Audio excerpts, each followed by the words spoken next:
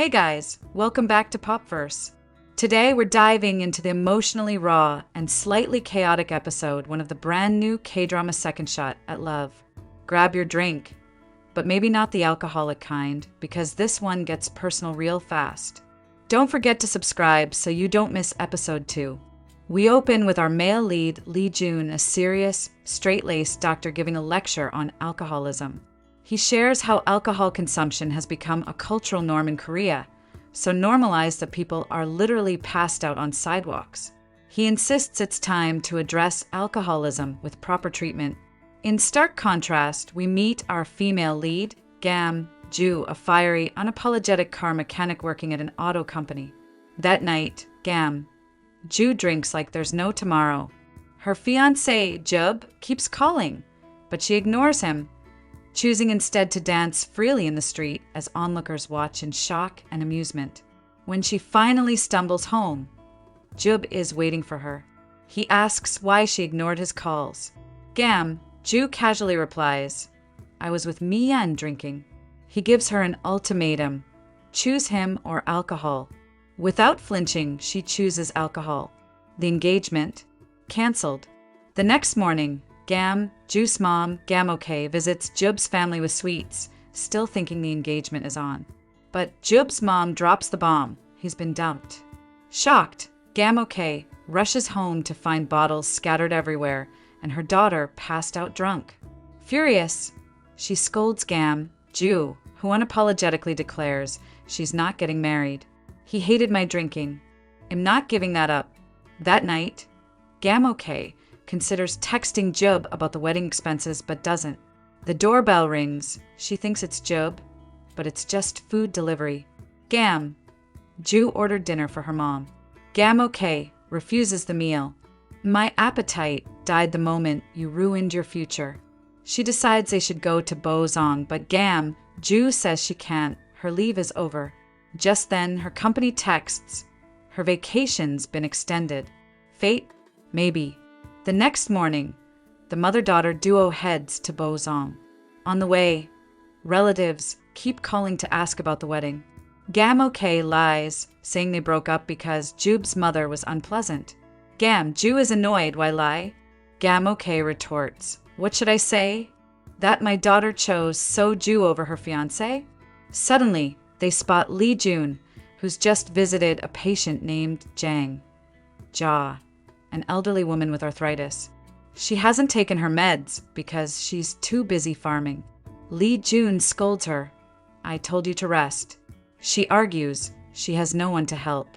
Then she sweetly asks if he'll help in the field like last time. Moments later, he's farming with his co-worker Hammy beside him. She teases him into singing while they work. He complies reluctantly. Joo and Gam-okay reach their family's place in Bozong. They're greeted by Gam-joo's father Jang-soo and her sister Han-joo.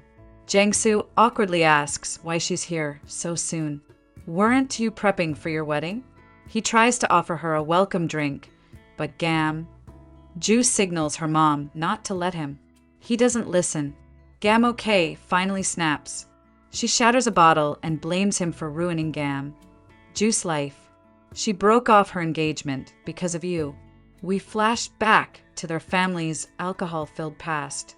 Gam-okay reflects on how parents are supposed to nourish their kids, not destroy them with bad habits. Later, Han-joo comforts her sister. "If he couldn't accept your drinking, breaking it off was the right thing." Gam-joo finally smiles. "Glad I've got you." Meanwhile, neighbors question Gam-okay about the broken engagement. She blames the in-laws again, but one nosy neighbor suspects otherwise. Gam-joo tries to escape the scrutiny, taking her niece and nephew to the fair. She spins them on rides, films cute videos, and enjoys herself for a moment. But just then, her best friend Young calls, asking about the broken engagement. Gam-joo spills everything, unaware that Jub's mother is standing nearby, eavesdropping. The gossip spreads like wildfire. Back home, Gam-okay is livid. "You've embarrassed me." Gam-joo runs out of the house. As townspeople whisper, Even children mimic the rumors. Gam-joo eventually sits the kids down and tells them the truth. Then Sanyuke, another friend, arrives. He asks, "Why did you really break up?" Gam-joo admits it. He said, "If I marry him, I have to quit drinking. But I can't." Outside, Ling, another friend, struggles with a car repair. Gam-joo steps in and fixes it in seconds. Ling calls the car's owner, and when Gam-joo finds out it's Lee Jun, she's stunned. "Why didn't you say so earlier?" Ling explains, "This car was from our old clinic. The original owner bailed, but Lee Jun showed up one day, like a savior." Ling jokes, "Are you embarrassed he heard about your broken engagement?" Gam-joo rolls her eyes. "Why would I be?" But later, she sees a scooter and flashes back to 2007, when she and Lee Jun met in high school. His bike chain broke, and she fixed it like a pro. He recognized her from a school show. Back in the present, she mutters, "I'm not meeting him again." Then boom! She literally bumps into him. Lee Jun smiles, "Nice to see you." Gam-joo scoffs, "What's nice about it?" "We weren't in a relationship." He says he heard about her wedding. "Congrats." She blurts, "I broke it off because of alcohol." "Happy now?" Lee Jun gently replies, "I didn't know. I came to congratulate you, actually." Things get awkward. She declares, "Let's pretend we don't know each other." He agrees, but as she walks away, her stuff falls.